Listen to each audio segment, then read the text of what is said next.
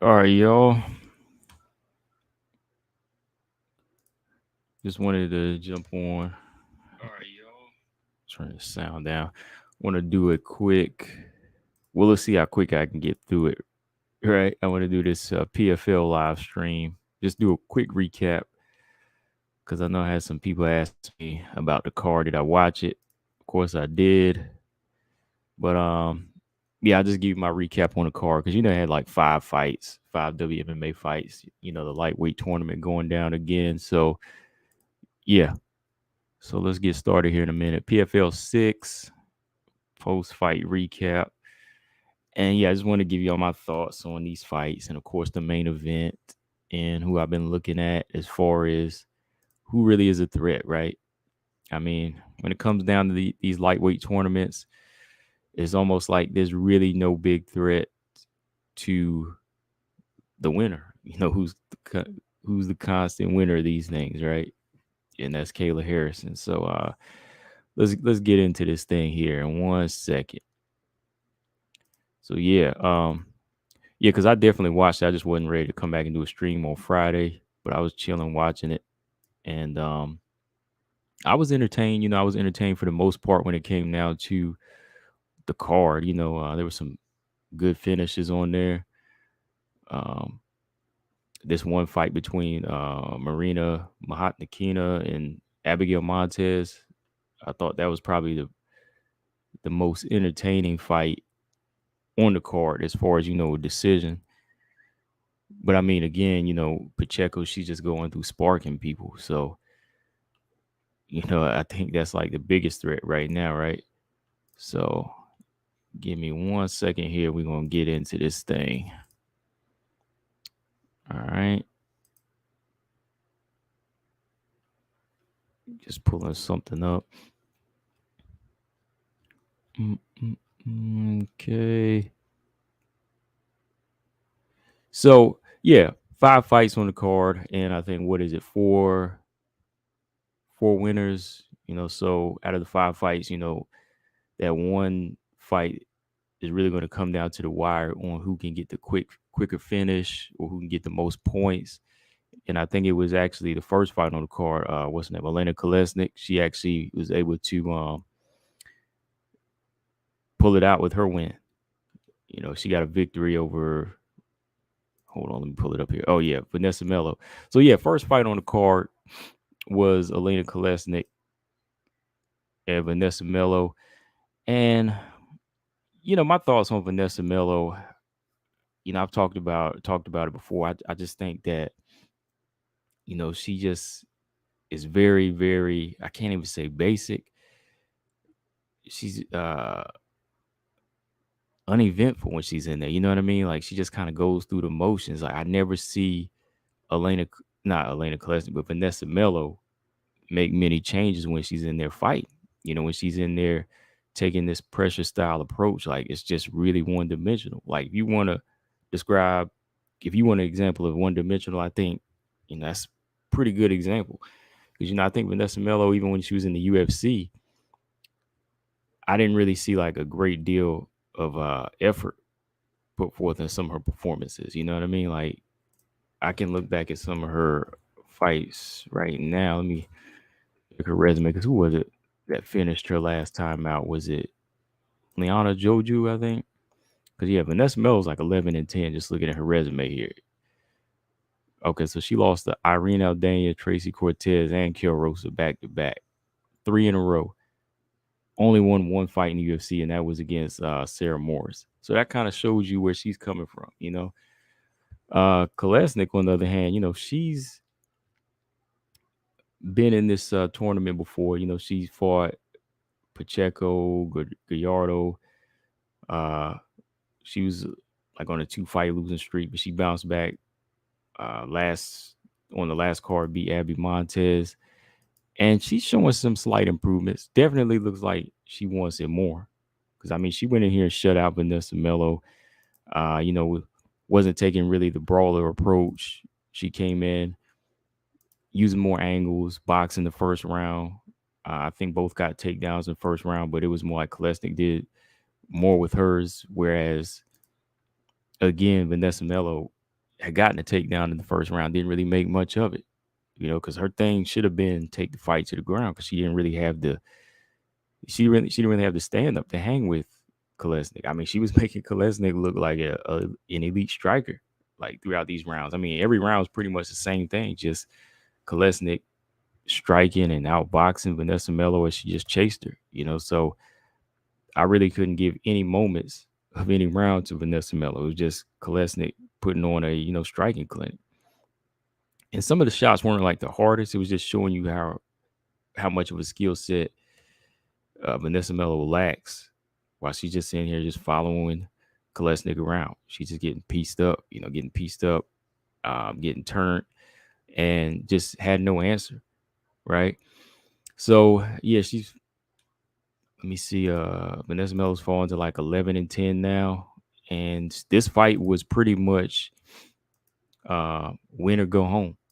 Win or go home. And Vanessa Melo hasn't won a single fight in these tournaments. So that's it for her, right? So Galena Kolesnik, she advances on.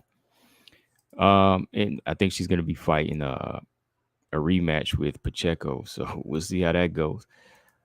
So the next fight on the card, let's see.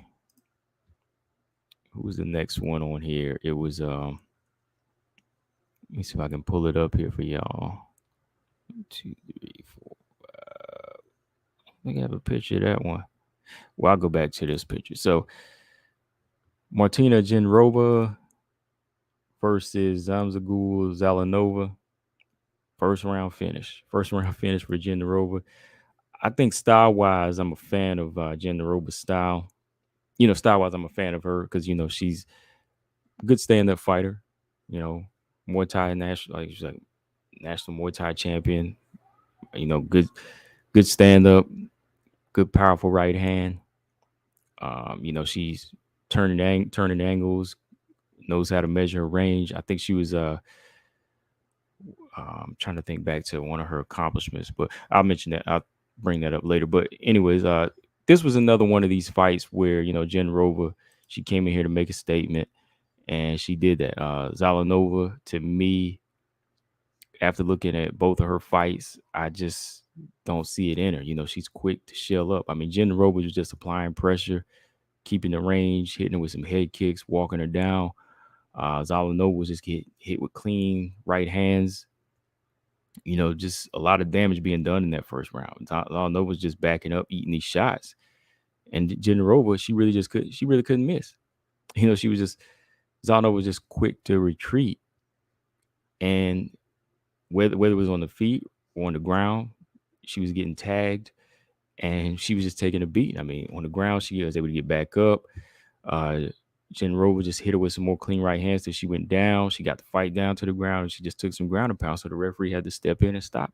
So Zalanova, I don't know, man. I don't know if it was wise to put her in this tournament because the way she reacts to getting hit, even with the Pacheco fight, her first reaction is to kind of shell up. It's not even to like go on a bike or clinch. It's just to like literally turn and almost run away, and she's there to be hit. Like you would have thought she would have learned from her last fight with Pacheco not to stand in front of her opponent the way she was just backing straight up, staying right in front of her and use more angles. But no, so still a lot of work to be done for some of these fighters in this tournament. I mean, it's Martina Genrova, I think she's improving as a fighter, but we'll see. We'll see if she has enough to move forward to be a threat to Kayla Harrison. We'll see. The next fight, I like this fight. Marina Mahaknikina versus Abigail Montez. I know some people thought this fight was closer, but I actually thought Marina went in there and pitched a shutout, competitive shutout, but I thought Marina definitely did enough to win this fight, clearly. Abigail definitely made her work for it, but Marina Mahaknikina, I said, she's the one. She's got that strength, solid base and sambo. That's her game, but she's improved her striking. So overall, to me, I thought that Marina, she just did enough work. It was a split decision win for Mahaknikina, split decision win. I mean, the scorecards, I'm gonna go over there here in a minute. They were kind of weird, but I thought Nakina was a clear winner in this fight. Abigail Montez, she's got a lot of work to do when it comes down to her offense as far as her stand up. She likes to brawl too much in there. First round, I thought it was a good explosive pace for both fighters. They were exchanging jabs, it was going for tit for tat. But the thing about Marina was she was adding in the right hands. She was landing clean on the chin of Montez. Montez was taking these bombs, Montez was landing a few kicks, but it was Marina that was just aggressive, coming over the top with these right hands around the lazy left hand and really pushing that clinch control. In the center, overall, was a banger, though. They were putting on some good exchanges, but I thought that Marina's combos are more frequent. The right hand, again, was just landing flush throughout the rounds, always going back to her jab. That last minute was close, but I think overall Marina just did enough to win the first round. The second round, though, that's the round everybody thought was close. Hang on here. I know the second round is where everybody thought it was kind of close. Marina's work rate to me just was still, I think it was still consistent. She was staying consistent with it. She was controlling the fight with the jab, still landing the right hand.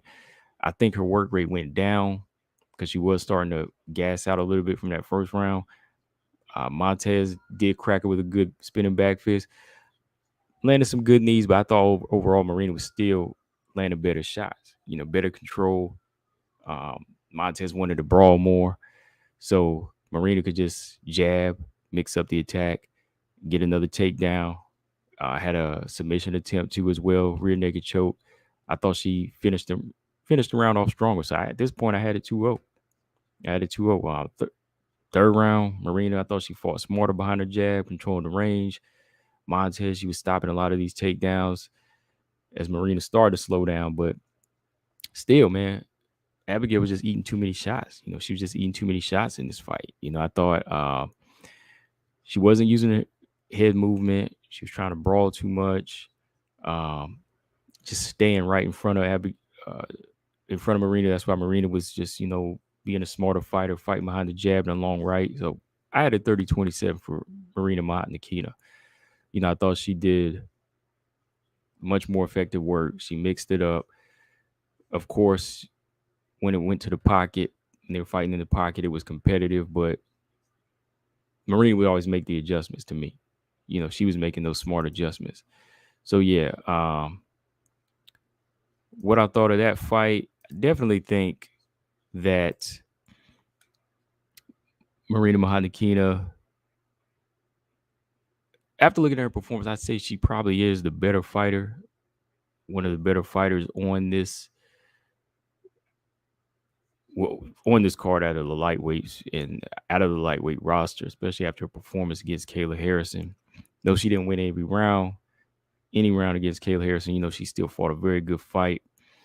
And now that she's kind of been improving on this striking, she kind of learns how to pace herself out a little bit more. I think that, she could definitely get back into that position again. You know what I mean? I think that at 34, she's gonna have to fight a slower pace, kind of pace herself out in the first round so she won't gas out. But other than that, I thought her hands looked better. She's gonna have to use more angles if she ever gets back to Kayla Harrison. Fight a little bit smarter on the feet and not get into too many exchanges, and she can work from there. Abigail Montez, she's young. What is she, like 22, 23? She's really got to work on her defense. That's a big part. I know she works with Grasso, Laura. She kind of fights more like Laura, the brawling style, willing to get hit to give a shot, but she needs to be more like,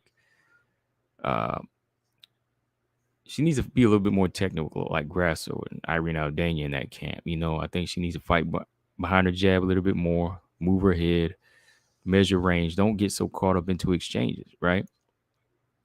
She's going to have to be smarter with that because she was doing that to Kolesnik, trying to put the pressure on when she needs to, be a little bit more technical. So, yeah, but this was probably my favorite fight on the card. It was 3 rounds, but I thought Nikina, she was in there putting on a good good variety here. Good variety of a fight. So she moves on to the semifinals, right? Let me see. Yeah, she does. I'm gonna have to pull up that bracket just so I can make sure I got it right here. But let's go to this next fight. This one's just quick, man. So ain't much to say about this one. I mean, Pacheco, Larissa Pacheco, right? Larissa Pacheco, Jenna Fabian. Man, I was giving Jenna Fabian a chance in this fight. Hang on one sec.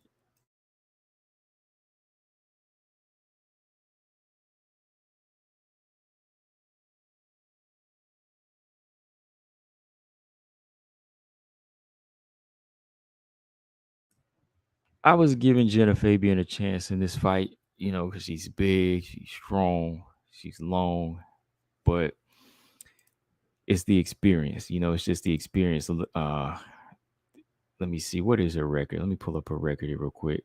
Um, her record is nowhere near Larissa Pacheco's. I mean, 17-4. She has some good names on her resume.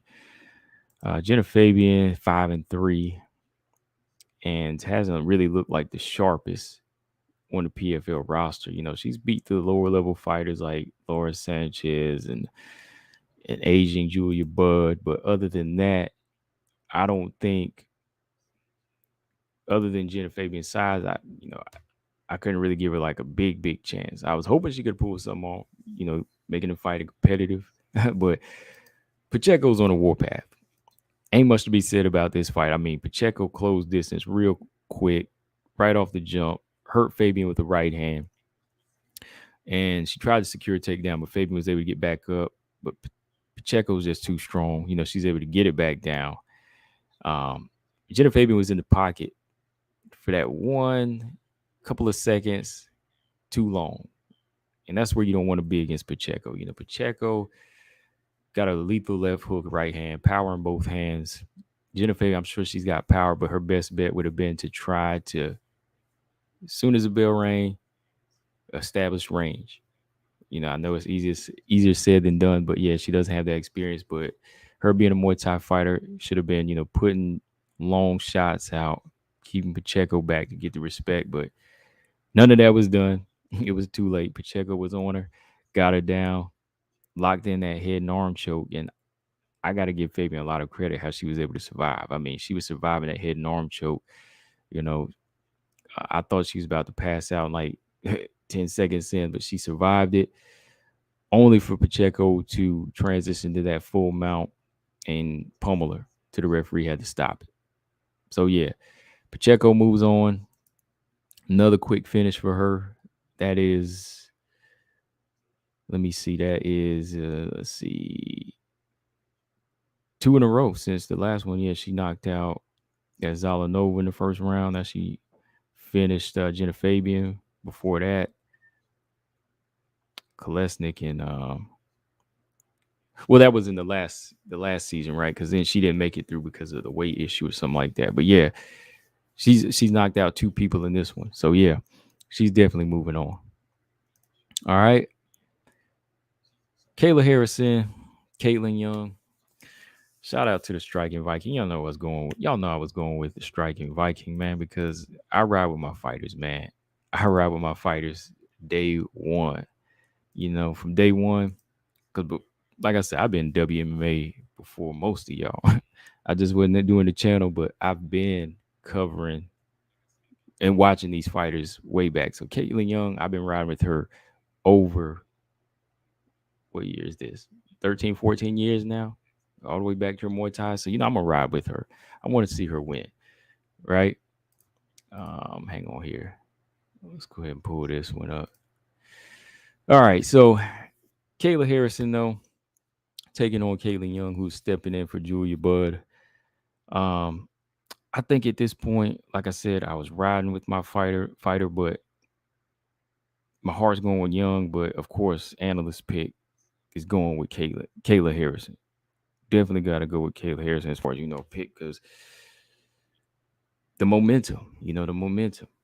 Caitlin Young, you can't counter out because of the experience, but like I said yesterday when I was talking about killers, and you've got to have certain tools to shut down this type of a physical grappler, judoka, somebody that just comes in and puts this type of pressure on. You got to have something on your shots. You got to have physical strength as well, and you got to have a good solid jab. To be able to extend these rounds out to figure your plan out, right? And with somebody like Caitlin Young, I didn't know if she had that at this point of her career. Coming into the fight, she's got a lot of experience, but she's 12-12, and I've seen her, you know, lose some of these fights to some of these fighters I expected her to beat. So when you look at somebody like Kayla Harrison, I still question some of her record. At 13-0, though, you have to look at the momentum. So how this fight was going, this was expected. Now, did I think the stoppage was too soon? Yeah, I do. Was it going to turn out this way eventually throughout the round? Probably. But I do feel like the stoppage was a little too soon. Because I mean, real quick, looking at the round, just I was looking at it again today, just like before the explosion of Kayla Harrison. I mean, Caitlin Young, she was trying to keep range, but she really couldn't get anything going, like no leg kicks or jabs. Kayla Harrison was doing a lot of feinting, throwing a lot of strikes out. And most of them, I think they were just baiting strikes. Like she was throwing a lot of these wild left hands. I think she landed like one just by, it was just like a long shot. You know what I mean? Like as Caitlin Young stepped in.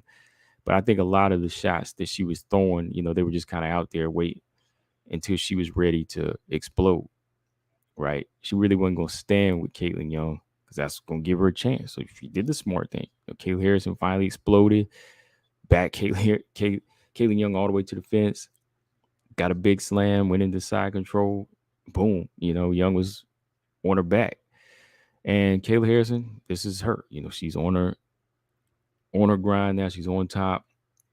Now, in the position that she was turning, it left as Caitlin Young was trying to get to her back. Kayla Harrison, I think she was like, what, almost in that half guard. Her right arm was free. And as Caitlin Young was turning to her side, she was landing those consecutive strikes on the side of Caitlin Young's head.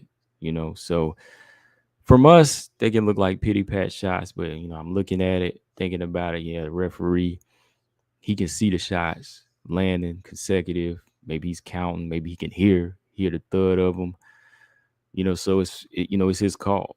For me, if you looking at Caitlin Young, she's taking these shots, but she's not really having a reaction. Like the adrenaline's pumping at this time. She's moving. She's trying to escape. Her mind frame is still to get up. She doesn't look buzzed. There's no damage. But he steps in and he stops it. So to me, I thought that was a bad stoppage. I think he could have let it play out just like, a little bit longer. Because that's what these fighters do. These fighters, they're in it. They're in it to go out on their shield. You know what I mean? So if somebody like Caitlin Young is pushing, and she's pushing, and she's not showing any sign of damage or hurt, I think you can let it keep going. Because, like they say, I'm in it to go out on my shield. That's the type of fighter they are. So I think you could have let it go on a little bit longer, a few more seconds. Like I said, it probably would have turned out that way somewhere at that point in the round, just because, Kayla Harrison doesn't have that type of strength, and Caitlin Young's ground game, it's never been that solid. Honestly, it's never been that solid. So at this point, somebody with this experience on the ground like Kayla Harrison probably would have got the finish eventually. But I think you kind of rob a fighter of their moment when you are that quick to jump in. Like I said, he probably hearing the third of the shots. I'm not in there. So at this point, hey, it's just another win on her resume. Now, this lets Kayla Harrison advance further on. So let's take a look. Let me see if they got the bracket up here now, because I want to August 5th playoffs here. These are the men. PFL 6. They had everybody matched up. Hold on.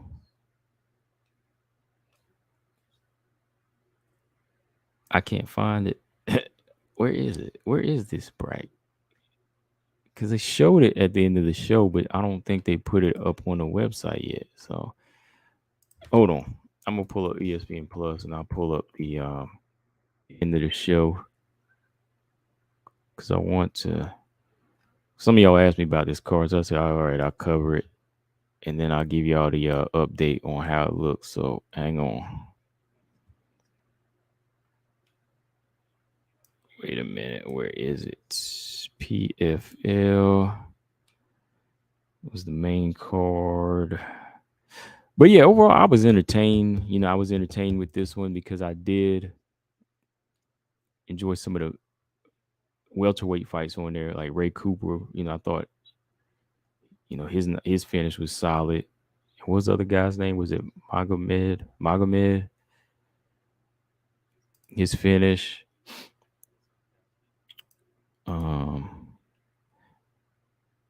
Matter of fact, let's see here. Look at this quick. Yeah, I'm gonna count these shots. Let's see how many shots. I'm just scrubbing through this card. All right, so Kayla Harrison, she's working. Okay, she's got the back of Caitlin Young in this partial half guard here. Okay, Caitlin Young's got that right arm of Kayla Harrison. She's trying to get her back to the fence and trying to get it 1, 2, 3, 1, 2. Okay, those weren't clean. That's okay. 1, 2, 3, 4, 5, 6, 7, 8, 9, 10. Okay, I missed. It was like 9. So those 1, 2, 3, 4, 5. So some of them oh yeah, that was a bad stoppage. Because there was a couple that hit, then she would reset, and then Caitlin Young had a chance to recuperate in that matter of time. Like that last shot blocked. Yeah, that was it was yeah. I just wanted to double check my reaction on it again. Hang on, let's see. I stick with that. It was a bad stoppage. So those shots were very pity patty, and at the same times, you know, whenever she would roll, it stopped him. So I don't know. He was just so quick to jump in. He got too excited, I think. Anyways, though, it's done. Okay, women's lightweight playoff bracket. All right, the semifinals for August 20th. We got the number 1, Larissa Pacheco. She's gonna be taking on number 4 in a rematch, Elena Kolesnik, who she knocked out in the first round before. Big knockout. All right. And the number 2, we got Kayla Harrison versus Martina Genrova. I like Genrova now. You know what I mean? Like I'm a striking fan. I'm a stand-up fan, and I like her style, but I don't know if she's got the footwork to deal with Kayla Harrison in this one. You know what I mean? Like I know a lot of people think I hate Kayla Harrison. They think I don't like her, but I'm also a truth teller. I mean, you know, I'm always a truth teller on my channel. Like if I feel like a person ain't got the footwork to hang with this person, I tell you. Now, who I might cheerlead for is different than my analyst pick, right? So yeah, man, I gotta rock with Pacheco to finish. I like Kolesnik though. I do like Kolesnik. You know, if Kolesnik won, I'd be cool with that definitely. You know, because talk to her on IG. So I'm a cheerlead for Kolesnik, but man, Pacheco, it's got to be Pacheco, right? She just on a warpath. Same with Genrova. You know, I'm cheerleading for Genrova, but I think Kayla Harrison might get this. Genrova's going to need to neutralize and going to have great technical takedown defense here. She's going to have to shut it down. So yeah, August 20th, that's going down next month. Man, like I said, overall, I enjoyed the card, but there's some fighters on here that still need a lot of work. That's why it's hard to always just go in and say Kayla Harrison, like this great fighter. Like some people say, like if you want to say she's like a potential threat, the way I talk about Tyler Santos and Manon, that's fine. That's definitely fine. Like, or maybe like one level of, I won't even say a level above them because they're UFC caliber. But if you want to say like she's a potential, definitely you can say that. But if you want to put her in the category with Chris Cyborg and them already, you really don't know the game like that. Because like I said, I'm somebody that been following combat sports majority of my life, and the same people back in the day, like even in boxing, people would put on a high pedestal. I'd be like, okay, watch what happens. And boom, that person was overhyped. And then as soon as they stepped up their competition, they were done. Right. So certain fighters, they can look good in a certain class when they're put in that certain class of fighters. You know what I mean? When they put in that certain class of fighters for, you know, however long, just to kind of build up this record. Of course, they're gonna look this good, but when they step out the box, out of their comfort zone against somebody that's not going to bow down to them, they wind up losing. Right. So we just need to see a little bit more. That's all. See, again, when I talk about fighters like Tyler Santos and what she's doing to UFC level caliber fighters, and I predicted that she'll give somebody like Valentina a tough fight, I had a lot to go on. But Kayla beating these type of fighters, yeah, I can see her beating more and more of these type of fighters. But if she's going to go over to Bellator at some point, fight a Nunes, fight a Chris Cyborg, it's going to be a different story. Of course, she could age him out at this point because Kayla, she's just hit 30, right? Or she, 29? And you got Chris Cyborg, who's been in the game since forever. And she's 35, 36 now. So, it's just one of them things. It's just one of those things. But exciting fighter, yeah. Strong talent, yes. But when you start putting her into the category with the other fighters, like a Valentina and so on, I think you're really trying too hard. You know what I mean? I think a lot of people are really trying too hard when they so ready to grab somebody. You know what I mean? Like, I don't even like, y'all know I'm a fan of Manon, but I'm not gonna tell you she's a GOAT yet. You know what I mean? I'm not gonna cheerlead that hard. I gotta be like, hey, she's got some work to do. She's a fun fighter to watch, but she's in a good position right now. But when it comes to like some people, they be like, yo, this person's the truth already. They're gonna beat your favorite fighter. I'm like, we gotta see, because competition, you can have all the skills in the world, but if you ain't got the resume, we can't really even talk. Like, it's a mixture of resume and skills. All right, resume and skills. But if you don't have the resume, we can't even talk. We really can't talk about it. Yeah. So yeah, that's all I got on this. So I'm gonna come back real quick, and I want to talk about. I'm gonna come back in about an hour because I ain't gonna be on too long later on tonight either. So I just kind of splitting some streams up because I got stuff to do. But I'm gonna come back on later on tonight, or about an hour, and talk about Jessica I a little bit here because y'all know she's done, and I want to talk about the flyweight division real quick. So yeah, kind of a free day today for me, but yeah, hit that like button if y'all enjoyed the recap. Let me close this stuff out. Yeah, my final thoughts. So yeah, I'm gonna definitely watch the August 20th one, and I'll cover that because I wanna see what Jen Rover does, and I want to see if Pacheco can keep it going, right? But I enjoyed the card overall. I wasn't trying to reach too hard and say, "Oh man, this card sucks." I enjoyed it, but yeah, give me about an hour. I'll be back and we'll talk. If you haven't subscribed, make sure you do that. Hit that thumbs up. For y'all that wanted me to cover this PFL 6 card, there you go. Combo Breaker 99. I'm out. Subscribe. Peace.